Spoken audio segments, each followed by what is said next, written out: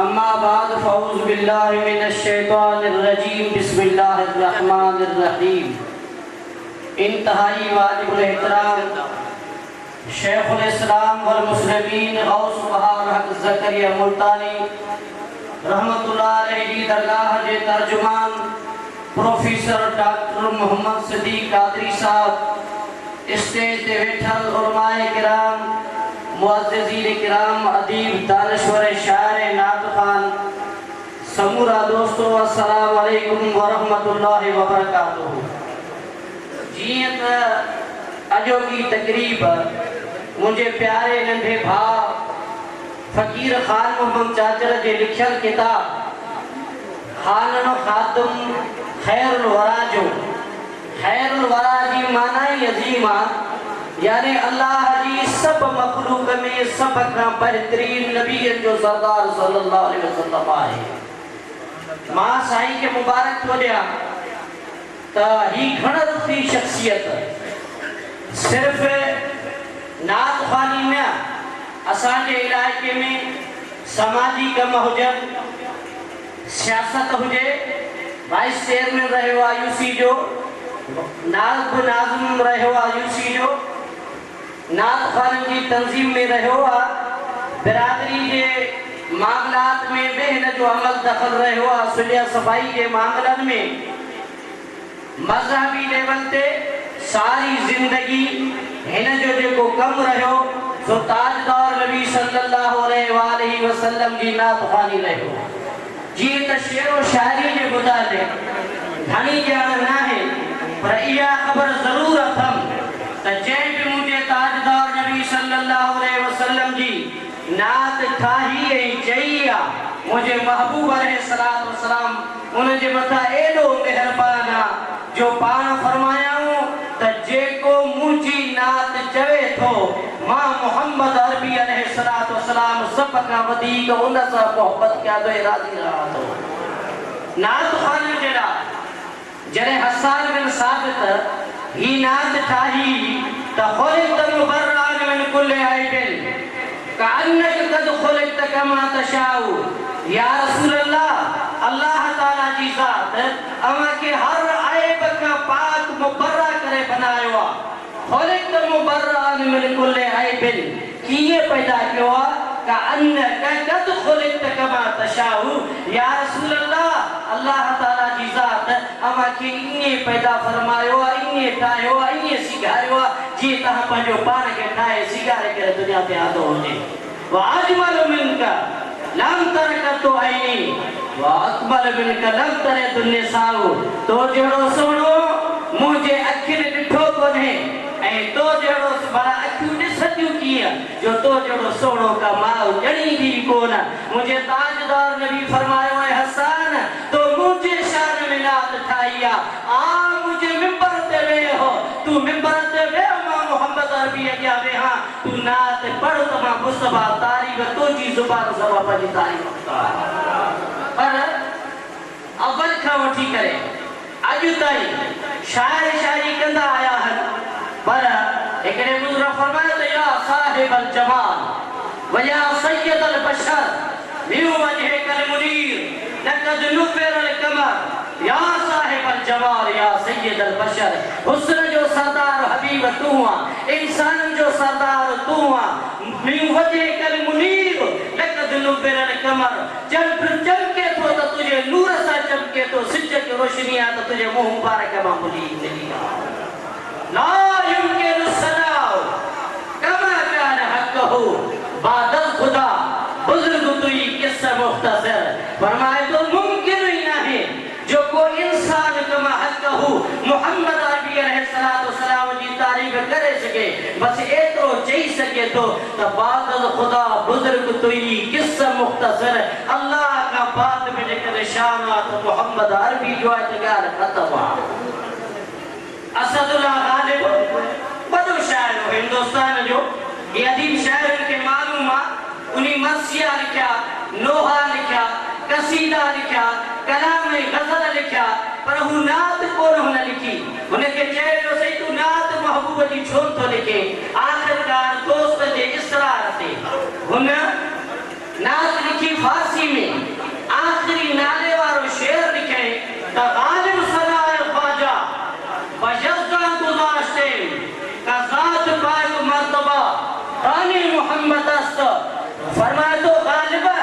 मोहम्मद अरबी जी तारीफ़ अल्लाह जे हवाले कर जो सजे शान जी तारीफ़ मुझे मुस्तफा जे शान जी खबर आ त अल्लाह जी ज़ात के खबर आ के इंसान के पतो आई कोन हर शायर पंहिंजे पंहिंजे तरफ़ खां पंहिंजे वित वसाहर पंहिंजे इल्मो फ़हमो फ़रासत हर हिकु पंहिंजे महबूब जी तारीफ़ कई आहे। हानुम हिन किताब में कसीदा भी लिखा है, काफियूं भी लिखियूं हैं, गज़ल भी लिखा है। मुझी सारी जिंदगी असांजी गॾु गुज़री आहे पाण में। नात खाना तो बेहतरीन नात खाना पर शेर में शायरी में हिन जी पहिरीं तबो आज़माई आहे। असां दुआ था करियूं त अल्लाह ताला इन के इन में वधिक जेको आहे सो तौफ़ीक़ अता फरमाए।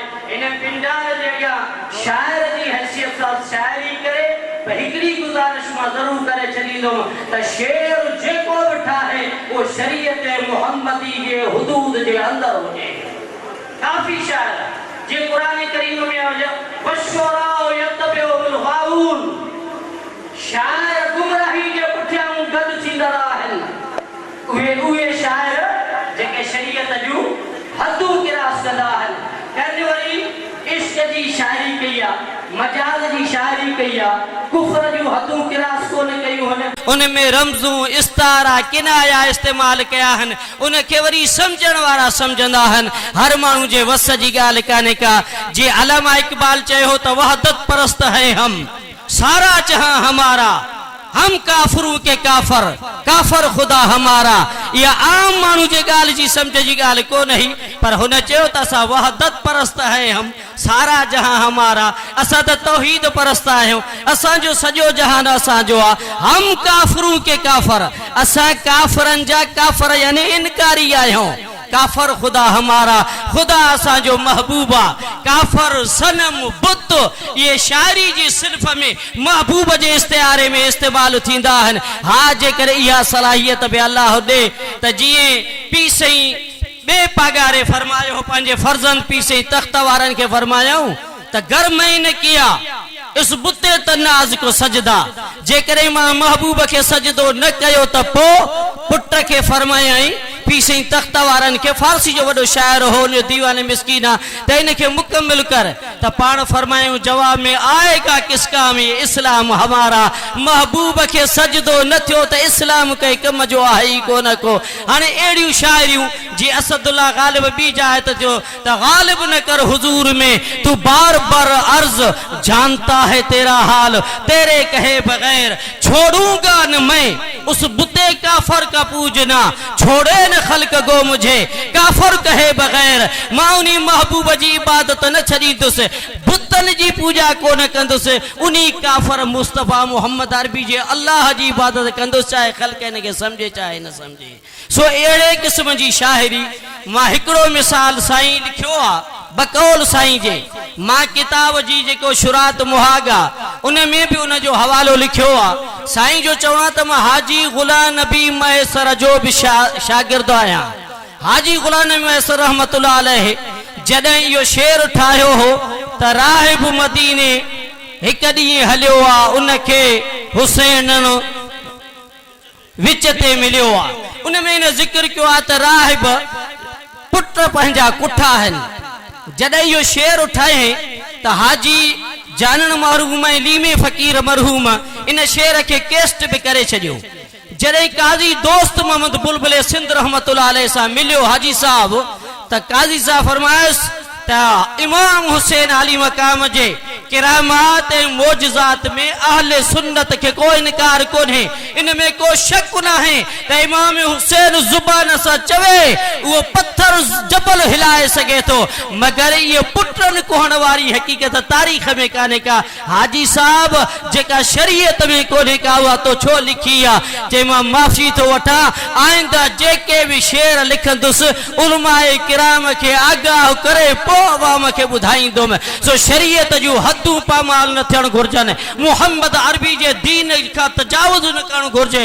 शायरियूं भल शायर कन, मगर जीअं कुरान करीम फरमाए हदीस मोहम्मद अरबी चवे, जीअं सुन्नत मुस्तफी चवे, अहिड़े तरीक़े सां वो शायर के शायरी करण जो हक़ आहे। वो हमद चवे, नात चवे, कसीदो चवे, मरसियो चवे, नोहो चवे, ये चवे थो पर उहे अकाद जे हिसाब सां इख्तिलाफ करे सघे थो पर इन समूरनि शयुनि में शरीयत जी पाबंदी लाज़मी आहे काथे बि शरीयत खां पहिरियों अॻिते वधाइण जी इजाज़त कान्हे छो त क़ुर करीम में अल्लाह ताला फरमाए ओ मन यतअद्द हुदूद अल्लाह जेको अल्लाह जे हदुनि खां तजावुज़ कंदो उन खां वधीक ॿियो ज़ालिम आहे ई कोन को हर शाइर के इल्म जी कमी जे करे हू कुछ अड़ियों गालियों करे वेंदो आ मां गुजारिश कंदुसि पंहिंजे भाउ के तो शायरी करे अॻिते भी कंदो रहंदो हिन में गौस पाक जूं मनक़बतूं आहिनि पीसनि जूं मनक़बतूं आहिनि ॿिया कसीदा वायूं लोलियूं लाॾा बि साईं लिखिया आहिनि अल्हम्दुलिल्लाह सुठो शाइर थी करे साम्हूं आयो आहे जीअं असांजो अब्दुर्रहीम अज़मी असां वटि वॾो शाइर आहे मखणो फ़कीर वॾो शाइर आहे ॿिया शाइर बि असां वटि मोहम्मद बच्चल समेजो वेठो आहे इहे सभु शाइरनि अल्लाह कंदो हिन जो नालो बि सुठनि शाइरनि जी लिस्ट में ईंदो टाइम जी नज़ाकत जे करे मां तव्हां सभिनी जो शुक्रगुज़ार आहियां छो त साईं जो ही प्रोग्राम मुंहिंजे मशहूरनि सां हलंदो रहियो आहे मां साईं खे बि जेको आहे सो दुआ थो ॾियां त अल्लाह ताला हिन खे तरक़ी ॾे मां उन ॾींहुं हिकिड़े ॾींहुं जॾहिं टाउन कमेटी में हिन हाजी लीमे फ़कीर जी ताजपोशी जो प्रोग्राम कयो हो पोइ उन में हिन सोनो ताज जेको बि ठहरायो लीमे फ़कीर के जॾहिं पारायो उस्ताद जी हैसियत सां त लीमे फ़कीर जे ॿिन्ही अखियुनि जा पानी हली पियो ही ख़ान मोहम्मद वेठो आहे मां चयोमांसि त अॼु तूं कामयाब थी वई जो तुंहिंजी ख़िदमत उस्ताद वटि क़बूल पइजी वई आहे इहा जॾहिं ॻाल्हि मां दरगाह आलिया पीसई पागारा जे शेखुल हदीस साईं मुफ्ती मोहम्मद रहीम दामत बरकातुल आलिया के गाल कई साईं लीमे फ़कीर जे शान में तकरीब थी उनके ताज पारायो साईं फरमायो अल्हम्दुलिल्लाह एड़ियूं तकरीबूं गुलाम नबी महेसर ऐं जानण फ़कीर जे हक़ में भी थियण घुरजनि हा जीअरनि जो क़दुरु कयो असां अहले सुन्नत वारा या सिंध वारा माण्हू मुर्दा पसंद परस्ता आहियूं मरियो पोइ उन जो क़दुरु कबो गीत चइबा लाॾा कबा क़बर ते वञिबो उर्स कबा मीलाद कबा सभु शयूं कबो पर ख़ुदा जे वास्ते पंहिंजे अनमोल माण्हुनि जो पंहिंजे क़ीमती माण्हुनि जो पंहिंजे मोतबर माण्हुनि जो पंहिंजे माण्हुनि जो जेको आहे जीअरे क़दुरु कयो त इहो तव्हां असांजे लाइ भलो आहे मरी वञण खां बाद में जेकॾहिं का ॿियो शाइरनि खोड़ चयो आहे मरण खां पोइ ईंदे छा थींदो मुंहुं ॾिसंदे छा थींदो फिलान थींदो त पाण ई चवनि था तंहिंजे करे जीअरे पंहिंजे अनमोल माण्हुनि जो क़दुरु कयो अस्सलामु अलैकुम वरहमतुल्लाहि वबरकातुहू